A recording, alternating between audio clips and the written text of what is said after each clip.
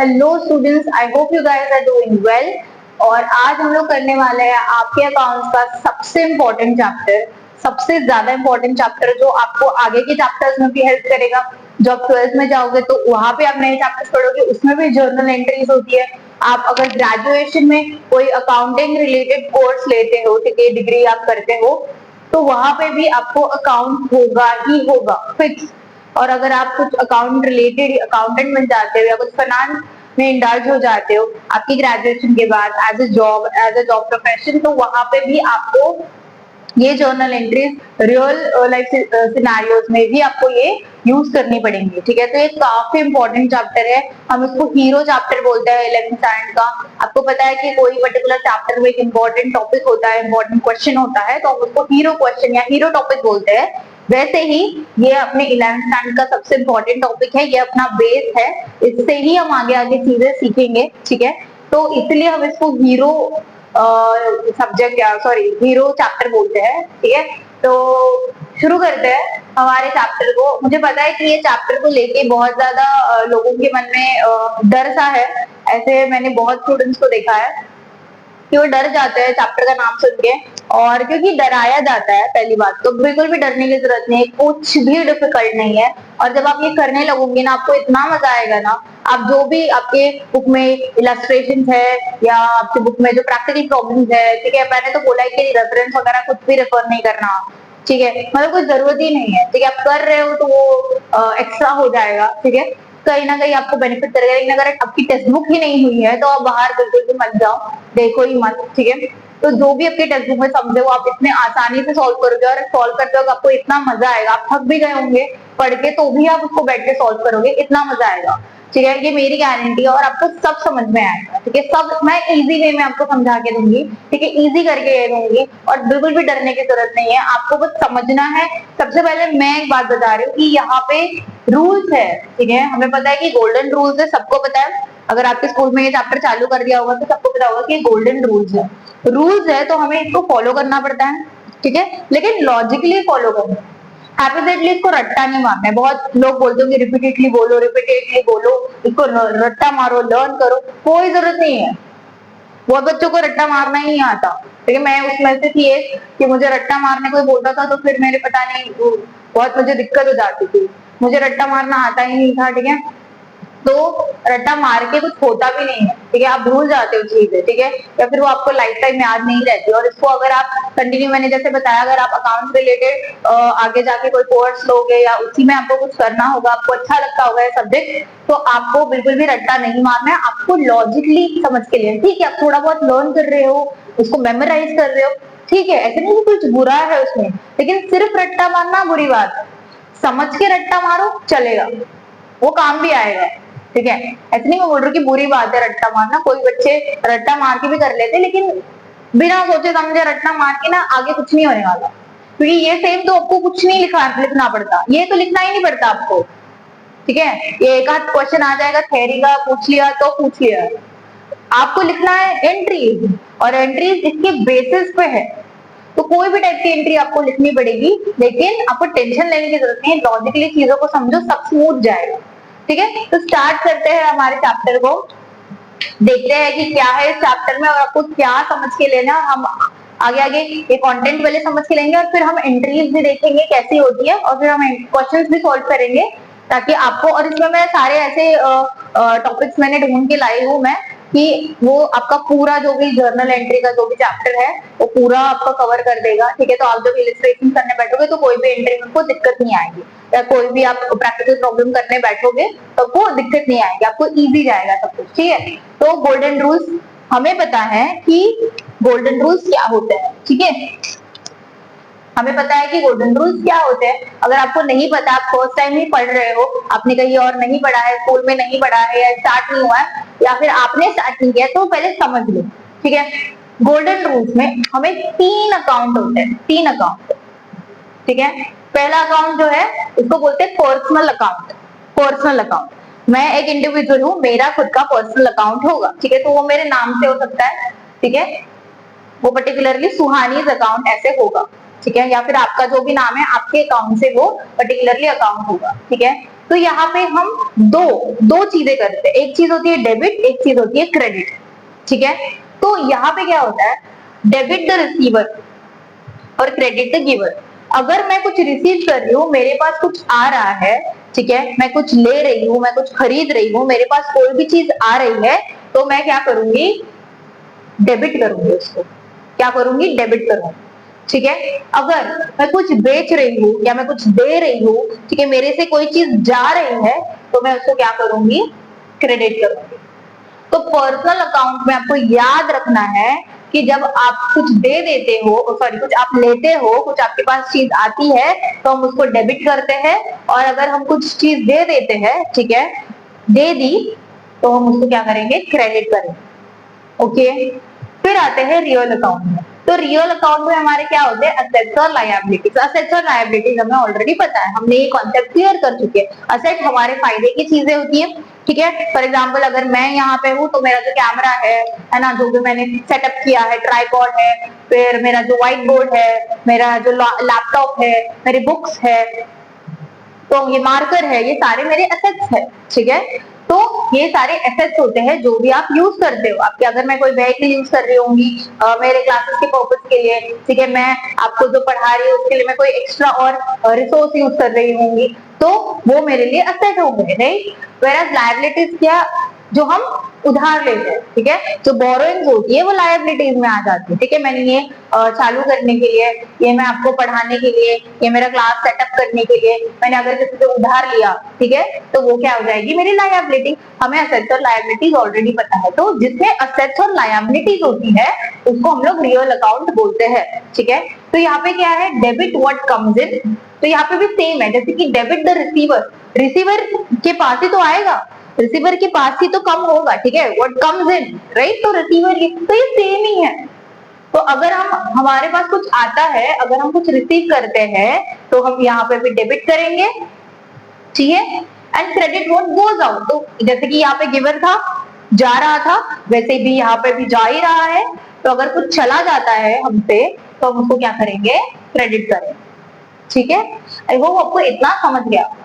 फिर हमारा third account होता है नॉमिनल अकाउंट, ठीक है। तो जिसमें इनकम होते हैं और एक्सपेंसेस होते हैं। तो ऑब्वियसली हम बिजनेस कर रहे हैं, तो हम कुछ इनकम जनरेट करेंगे, है ना, हमारे पास कुछ पैसा आएगा, ठीक है, रेवेन्यू जनरेट करेंगे। यहाँ पे रेवेन्यू भी लिखा हुआ होता है कभी कभी, तो रेवेन्यू और इनकम सेम चीज है। तो आप इनकम जनरेट कर रहे हो, रेवेन्यू जनरेट कर रहे हो, तो वो इसमें आएगा। और हमारे बहुत सारे एक्सपेंसेस भी होते हैं, है ना, बहुत खर्चा भी करते हैं। तो हमारे जो एक्सपेंसेस है, जो भी हम पूरे प्रोडक्शन के लिए, ऑपरेशन के लिए जो भी खर्चा हमारा हो रहा है, वो एक्सपेंसेस नॉमिनल अकाउंट में आता है, ठीक है। यहाँ पे इन दोनों से उल्टा है, इसी की वजह से बच्चे कंफ्यूज हो जाते हैं, ठीक है। हाँ, ये तो मुझे पता था कि डेबिट, अरे मेरे पास कुछ भी आ रहा है तो मैं डेबिट करूंगा, मेरे से कुछ भी जा रहा है तो मैं क्रेडिट करूंगा, इतना बच्चों को याद रहता है। लेकिन जब ये थर्ड पॉइंट आ जाता है तो बच्चे हो जाते हैं कंफ्यूज, ठीक है। लेकिन आपको कंफ्यूज होना बिल्कुल भी नहीं है, क्योंकि हम यहाँ पे सब कुछ क्लियर करने वाले हैं, और आपको बस ध्यान लगा के सुनना है, समझना है, कॉपी और पेन लेके बैठो और साथ में इसको नोट डाउन करना है, ताकि ये आप रिवाइज कर सको, अपने भूलोगे, ठीक है। तो यहाँ पे उल्टा क्या जाता है कि जब आपके एक्सपेंस या लॉसेस हो जाते हैं, ठीक है, मतलब आपका पैसा जा रहा है, आपका खर्चा हो रहा है, आपका पैसा जा रहा है, तभी हम डेबिट करते हैं। यहाँ पे तो कुछ भी जा रहा था तो हम क्रेडिट कर रहे थे। यहाँ पे गोज आउट था तो जा रहा था, क्रेडिट किया। यहाँ पे भी गिवर था, मैं कुछ दे रही तो क्रेडिट किया था। लेकिन यहाँ पे अगर मेरा कुछ जा रहा है, मेरा लॉस हो रहा है, मेरा एक्सपेंस हो रहा है, तो मैं क्या करूंगी, डेबिट करूंगी, ठीक है। अगर मेरे पास कुछ आ रहा है, मेरे पास इनकम आ रहा है या फिर गेन आ रहा है, ठीक है। इनकम और गेन में डिफरेंस होता है, पता है ना। प्रॉफिट अगर आता है हमें, प्रॉफिट और गेन में डिफरेंस होता है। प्रॉफिट जो हमें पता होता है, हम प्रॉफिट के लिए ही चीजें करते हैं बिजनेस में, राइट। हमारा मोटिव होता है, primary motive, primary aim profit कमाना। तो प्रॉफिट जो भी हमें कॉस्ट के ऊपर जो भी पैसा आता है, ठीक है, तो वो पर्टिकुलर हम जब माइनस करते हैं ना, selling price minus cost price, ठीक है। कॉस्ट प्राइस मेरी 10 रुपए और मैंने बेचा 20 रुपए में, तो जो 10 रुपए ऊपर का आया वो मेरा प्रॉफिट है, ये हमें पता है, ठीक है। लेकिन गेन्स क्या होता है, बहुत लोगों को लगता है कि गेन्स और प्रॉफिट सेम होता है, ठीक है। बाकी के टर्म्स में होता होगा, बाकी के बाहर हम यूज करते हैं नॉर्मल हमारे लेमन लैंग्वेज में। लेकिन जब हम अकाउंट की बात करते हैं, ठीक है, हम यहाँ पे जब सब कुछ अकाउंटिंग वगैरह करते हैं, तो यहाँ पे गेन्स अलग होता है। गेन्स क्या होता है, ये अनएक्सपेक्टेड प्रॉफिट्स होता है। कि फॉर एग्जाम्पल आपने किसी को कुछ बेचा, आपके डेटर से उसने आपको बोला कि मैं 3 महीने बाद पैसे दूंगा, ठीक है। फिर फिर उसने 3 महीने हो गए और उसने हमें पैसे ही नहीं दिए, ठीक है। तो हमें पता चल गया अभी ये तो पैसे देगा नहीं, हमारे तो पैसे बैड डेब्ट्स हो गए, है ना, हमारे पैसे तो डूब गए, ठीक है। तो अभी तो नहीं है, तो हमने छोड़ दिया, हमने होप से छोड़ दिया, हमने बैड डेट समझ लिया, ठीक है। अभी हमारे पैसे डूब गए, लेकिन अचानक से उसने आपको पैसे लाके दिए, तो वो सडन प्रॉफिट है, ठीक है, अनएक्सपेक्टेड प्रॉफिट है, अनएक्सपेक्टेड क्या बोलते हैं, पैसा आ रहा है आपके पास, तो हम उसको गेन बोलेंगे, ठीक है। ये मैंने प्रॉफिट और गेन जब हम कॉन्सेप्ट बेसिक टर्म्स कर रहे थे तो उसमें मैंने क्लियर किया था। आपने वो वीडियोस नहीं देखे तो पहले आप जाके वो वीडियोस देखो, वो बेसिक टर्म्स है, उसको स्किप बिल्कुल मत करना चाहिए। तो अगर आपको टाइम शॉर्टेज है, आपको जल्दी कवर करना है थ्योरी, तो आप स्पीड करके देखो, लेकिन देखो जरूर, ठीक है। आपको टाइम सेव करना है तो आप स्पीड करके देखो, नोट डाउन करो फटाफट चीजें, लेकिन आप स्किप कुछ मत करो, क्योंकि आप एक पर्टिकुलर चैप्टर स्किप करते हो, एक पर्टिकुलर पार्ट स्किप करते हो, तो आपको कुछ ना कुछ छूट जाएगा, कुछ ना कुछ रह जाएगा, तो वो हमें करना बिल्कुल भी नहीं है, ठीक है। तो यहाँ पे मैं क्या समझा रही थी कि डेबिट जब होता है, ठीक है, डेबिट हम तब करते हैं जब हमें एक्सपेंसेस या लॉसेस बियर करने पड़ते हैं, और क्रेडिट तब हम करते हैं जब इनकम या गेन होते हैं। तो यहाँ पे उल्टा है, ये दोनों सेम है, ठीक है। सेम मतलब क्या कि कुछ मेरे पास आ रहा है तो मैं डेबिट करती हूँ, मेरे से कुछ जा रहा है तो मैं क्रेडिट करती हूँ, मेरे पास कुछ आ रहा है तो मैं डेबिट करती हूँ, मेरे से कुछ जा रहा है तो मैं क्रेडिट करती हूँ। यहाँ पे उल्टा है कि अगर मेरा कुछ जा रहा है, मेरे एक्सपेंसेस हो रहे हैं, लॉसेस हो रहे हैं, तो मैं डेबिट करती हूँ, मेरे पास कुछ आ रहा है, इनकम से गेन्स हो रहे हैं, तो मैं क्रेडिट करती हूँ। तो ये याद रखना है आपको, ठीक है, बिल्कुल कंफ्यूज नहीं होना है, ठीक है। जब इनकम और एक्सपेंसेस क्या होते हैं, इनकम क्या क्या होंगे, इनकम देखेंगे हम यहाँ पे, तो आपको क्लियर हो जाएगा सब कुछ, ठीक है। तो हम देखते हैं कि अगर पर्सनल अकाउंट हम बनाते हैं, लिखते हैं, तो उसमें क्या क्या चीजें आती हैं। तो पर्सनल अकाउंट में आएगा कैपिटल, आएंगे ड्रॉइंग, कितना कैपिटल इंट्रोड्यूस किया पर्टिकुलर बिजनेस, समझो मेरा बिजनेस है, ठीक है, तो मैं कैपिटल इंट्रोड्यूस करूंगी, तो वो हम पर्सनल अकाउंट में लिखेंगे। फिर ड्राइंग्स आपको पता होगा कि ड्राइंग्स क्या होता है, ये भी बेसिक टर्म्स में हमने किया हुआ था, बेसिक कॉन्सेप्ट में किया हुआ था कि अगर बिजनेसमैन जो है, अगर वो आपके बिजनेस में से कोई पर्टिकुलर अमाउंट या कोई पर्टिकुलर चीज निकाल लेता है अपने पर्सनल यूज के लिए, ठीक है, तो फॉर एग्जांपल आपके बिजनेस में से मैंने 10,000 रुपए निकाल लिए, मतलब मेरे बिजनेस में से मैंने 10,000 रुपए निकाल लिए मेरे पर्सनल यूज के लिए, ठीक है, मुझे जो भी खरीदना था, जो भी करना था उसका, मैंने उसके लिए 10,000 रुपए निकाल लिए, तो वो क्या हो गए, 10,000 ड्रॉइंग हो गए। तो ये भी आएगा पर्सनल अकाउंट में। प्रीपेड एक्सपेंसेस मतलब क्या होता है कि मैंने पहले ही वो एक्सपेंसेस को बियर कर लिया, ठीक है। फॉर एग्जांपल मैं कोई चीज लेने वाली थी, मैंने पर्टिकुलरली कोई चीज मैं लेने वाली थी 2 महीने बाद, ठीक है, तो मैंने उसको जाके बुक कर लिया और मैंने उसको अभी ही पेमेंट कर दी, तो मैंने एक्सपेंसेस क्या कर दिया, मेरे एक्सपेंसेस जो थे उसका पेमेंट मैंने पहले कर दिया, इसलिए प्रीपेड एक्सपेंस, ठीक है। आउटस्टैंडिंग एक्सपेंसेस मतलब जिसका पेमेंट ड्यू है, ठीक है, मतलब मैंने लिया था वो पर्टिकुलर जो भी सामान मैंने लिया था वो मैंने आज लिया था, लेकिन पे मैं उसको 10 दिन बाद करने वाली हूँ, 15 दिन बाद करने वाली हूँ, तो मेरे आउटस्टैंडिंग हो गए, उसको आउटस्टैंडिंग एक्सपेंसेस बोले, ठीक है। अक्रूड इनकम मतलब कि मुझे इनकम अभी तक आया नहीं है, मुझे बाद में आने वाला है, उसको अक्रूड इनकम बोलेंगे। फॉर एग्जांपल हमने कोई चीज आज बेची, लेकिन मुझे जिसको मैंने बेची उसने मुझे आके बोला मैं 10 दिन के बाद पेमेंट करूंगा, तो ये हमें आया हुआ नहीं है इनकम, तो ये क्या होगा, अक्रूड इनकम, ठीक है। फिर एडवांस इनकम मतलब पहले एडवांस में आपको किसी ने पे कर दिया, आपसे कुछ खरीदा, लेकिन वो बोला कि मुझे 2 महीने बाद चाहिए, ठीक है, बुकिंग करके गया और आपको पेमेंट आज ही करके गया, तो एडवांस इनकम हो गया। फिर हमारे डेटर्स हो गए, हमारे क्रेडिटर्स हो गए। डेटर्स हमें पता है कि अगर हम किसी को कुछ बेचते हैं और वो हमें बोलता है कि मैं 2 महीने बाद पैसा दूंगा, 3 महीने बाद पैसे दूंगा, जिसके पास हमारे पैसे हैं और हमने उसको कुछ सेल किया, तो वो हमारे डेटर्स हो गए। और मतलब हमने किसी को उधार दिया, ठीक है, तो हम उसको डेटर बोलेंगे, जिसको हमने उधार दिया वो हमारा डेटर होगा, ठीक है। मैंने एक प्रोडक्ट बेचा उसको, लेकिन उधार पे बेचा, ठीक है, मतलब उसने मुझे अभी तक पेमेंट नहीं किया है, तो हमारा डेटर हो गया। क्रेडिटर कौन होता है, जिससे हम उधार लेते हैं, ठीक है, मैंने कोई जाके सामान लिया, लेकिन मैंने उसको बोला कि मैं 10 दिन बाद पे करूंगी, तो वो मेरा कौन हो गया, क्रेडिटर हो गया, ठीक है। कि हमारे पॉइंट ऑफ व्यू से चीजें देखेंगे, हम हमारे अकाउंट्स बना रहे हैं, तो ये मैं मेरे पॉइंट ऑफ व्यू से देखूंगी, मैंने उसको उधार दिया, ठीक है, तो मेरा डेटर हो गया, मैंने उससे उधार लिया तो मेरा क्रेडिटर हो गया, ठीक है। बैंक ओवरड्राफ्ट, तो ये सारी चीजें आती है पर्सनल अकाउंट में, तो ये आप कहीं पे भी देखोगे तो ये हमें पर्सनल अकाउंट में लिखनी है, ठीक है, ये उसके अंदर इंक्लूडेड होती है बेसिकली। फिर फिर आता है रियल अकाउंट में, जैसे हमने डिस्कस किया था, इसमें आते हैं असेट्स और लायबिलिटीज, और इक्विटी भी आएगी, कैपिटल आएगा, ठीक है। तो असेट्स में कोई भी एसेट आ सकता है ना। अगर मैं यहाँ पे क्लास में आपको पढ़ा रही हूँ, ठीक है, मैं अब तो मेरा एक पर्टिकुलर क्लासरूम है, तो यहाँ पे बेंचेस होंगे तो वो भी मेरे एसेट है, ठीक है। यहाँ पे एसी होगी तो वो भी मेरी एसेट है, ठीक है। तो जो भी चीजें हम यूज करते हैं वो मेरे एसेट है। तो यहाँ पे एग्जाम्पल्स में है, कैश भी हमारा एसेट होता है, ये याद रखना, कैश एसेट में आएगा। बच्चे कंफ्यूज हो जाते हैं बाद में कि मैम कैश कहाँ पे आएगा, कैश एसेट में ही आएगा, याद रखना है, हाईलाइट कर लो इसको। Land, building, machinery, furniture, goodwill, inventory हमारा स्टॉक होता है। तो ये सारी चीजें और भी चीजें, ये सबसे बेसिक है क्योंकि ये रिपीटेटिवली आता है इसलिए ये लिखा गया है। और भी एक दो चीजें होंगी, ठीक है, जो बहुत रेयरली आती है, ठीक है। वो पर्टिकुलरली बिजनेस के ऊपर भी डिपेंड करता है। फॉर एग्जांपल आपको बोल दिया कि स्कूल नहीं बोलेंगे, एक इंस्टीट्यूट है, ठीक है, एजुकेटर का इंस्टीट्यूट है, तो वहाँ पे आपको पर्टिकुलरली एसेट है, तो वहाँ पे बेंचेस वगैरह लिखे गए होंगे, तो बेंचेस, चेयर्स, टेबल्स लिखा गया होगा, तो आप समझ लेना कि ये उसके लिए एसेट है, ठीक है। थोड़ा लॉजिकली सोचना है, मैंने पहले ही बोला है, ठीक है। ये ऐसे सब्जेक्ट है कि आप रट्टा कुछ भी नहीं मार सकते, समझ के जितना करोगे आप बेस्ट करोगे, बहुत बढ़िया करोगे, बहुत अच्छे मार्क्स आपके आएंगे, ठीक है। फिर रहता है लायबिलिटीज। लायबिलिटीज में हमारे क्रेडिटर्स हो जाएंगे ऑब्वियसली, क्योंकि हमें उनको उधार देना है, ठीक है, हमने उनसे बोरो किया है, हमें पे करना है, तो क्रेडिटर्स हो जाएंगे। बैंक लोन, बैंक से हमने कोई लोन लिया है तो पेएबल्स टू द सप्लायर, तो जिन्होंने हमको सप्लाई की है चीजें उनको भी हमें पे करना है, तो ये सारे हमारे हो जाएंगे लायबिलिटीज। फिर आ जाता है कैपिटल। उसमें कोई कैपिटल अकाउंट बना, मतलब कैपिटल इंट्रोड्यूस किया है वो कैपिटल अकाउंट आएगा। और रिटेन अर्निंग्स, रिटेन अर्निंग्स भी मैंने बताया था कि अगर आपको जब भी पर्टिकुलरली प्रॉफिट होता है तो प्रॉफिट बांटने से पहले, समझो मेरे 4 पार्टनर है, उसमें बांटने से पहले मैं कुछ अमाउंट सेव कर लेती हूँ, ताकि फ्यूचर में मुझे कोई एक्सपेंस आएगा और मेरे पास अगर पैसे नहीं होंगे तो मैं रिटेन अर्निंग्स, तो ये जो मैं पैसे बचा रही हूँ, ठीक है, उसको मैं रिटेन अर्निंग्स बोलूंगी, जो मैं फ्यूचर में यूज कर सकती हूँ, ठीक है। आई होप आपको समझ में आया होगा कि पर्सनल अकाउंट में ये सारी चीजें आती है, रियल अकाउंट में ये सारी चीजें आती है।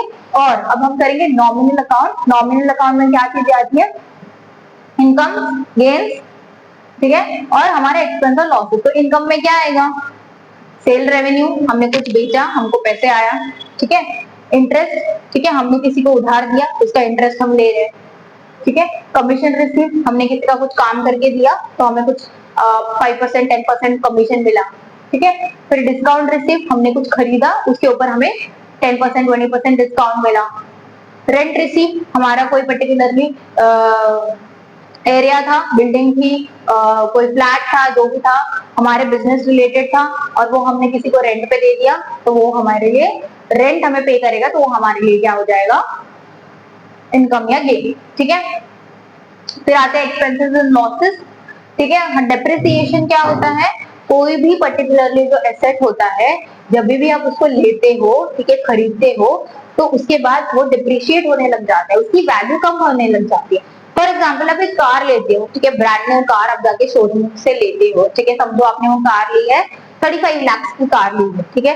35 लाख की कार आप लेते हो, जैसे ही आप कार में बैठते हो, आप वो पर्टिकुलरली कार शोरूम से बाहर लेके आते हो, उसकी पर्टिकुलरली 20,000 30,000 50,000 अमाउंट ड्रॉप हो जाती है, ठीक है। जैसे आप शोरूम से बाहर लेके आए, ठीक है, कुछ भी XYZ रीजन की वजह से अभी आपको लग रहा है कि मुझे ये कार नहीं रखनी, मुझे इसको बेचनी है, तो कोई भी वो कार 35 लाख में नहीं लेगा।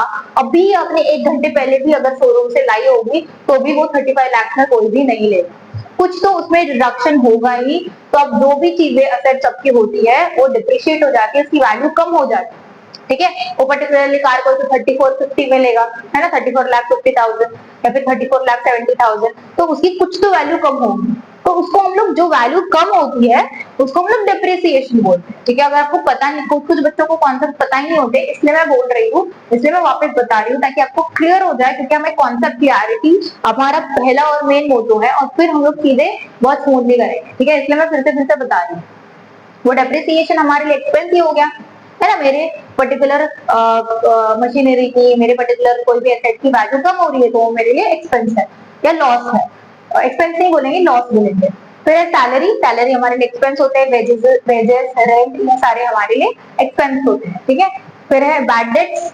बैड डेट्स क्या होता है, जैसे मैंने एग्जांपल दिया था कि हमने किसी को तो उधार में दे दिया, मतलब हमारे डेटर्स थे, ठीक है। मतलब फॉर एग्जांपल हमसे किसी ने कुछ तो खरीदा, हमारा प्रोडक्ट खरीदा, ठीक है, और उन्होंने मुझे बोला कि मैं 10 दिन के बाद पेमेंट कर दूंगा। ठीक है, 10 दिन हो गए और उन्होंने हमें पेमेंट ही नहीं की। ठीक है, और वो हमारे पैसे क्या हो गए, डूब गए। उसको हम क्या बोलेंगे, बैड डेट्स। ठीक है, कैरेज इनवर्स, कैरेज इनवर्स क्या होता है कि अगर आप पर्टिकुलरली कुछ चीज खरीदते हो, ठीक है, और उसके साथ आपको कोई ट्रांसपोर्टेशन का वगैरह खर्चा आ जाता है, ठीक है, साथ में, तो वो खर्चे को हम लोग कैरेज इनवर्स बोलते हैं। ठीक है, आई होप आपको इतना समझ में आ गया होगा। ठीक है, अगर कुछ आपको समझ में नहीं आ रहा है तो आप कमेंट में पूछो, हमें कुछ दिक्कत हो रही है तो आप ये नोट डाउन कर लो, बहुत इंपॉर्टेंट है। नोट्स मेंटेन करो, इस चैप्टर के नोट्स मेंटेन करना काफी इंपॉर्टेंट है, ताकि आप फिर से पढ़ सको, आपको कंफ्यूजन ना हो। इसको मेंटेन करो, उसको लिखो, और फिर हम कंटिन्यू करते हैं, मैं आगे की चीजें आपको समझाती हूँ।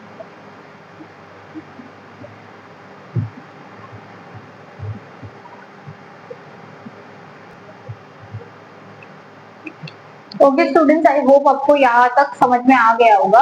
अभी हम एक क्वेश्चन करेंगे। ठीक है, क्वेश्चन के पहले आपको ये नोट डाउन करना है और ये समझ के लेना है कि जब पर्सनल अकाउंट है तो यूजुअली हम ये दो चीजों का ध्यान रखते हैं, वो है कैपिटल और ड्रॉइंग।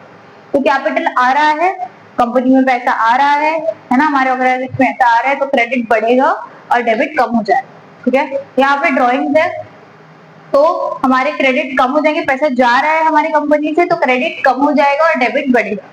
ठीक है, तो ये ध्यान रखना है। रियल अकाउंट में क्या होगा, असेट्स, मैंने बताया था असेट्स क्या होता है, जब हमारे कंपनी में आते हैं एसेट्स, मतलब जो होता है, तो डेबिट हमारा बढ़ जाता है और क्रेडिट हमारा कम हो जाता है।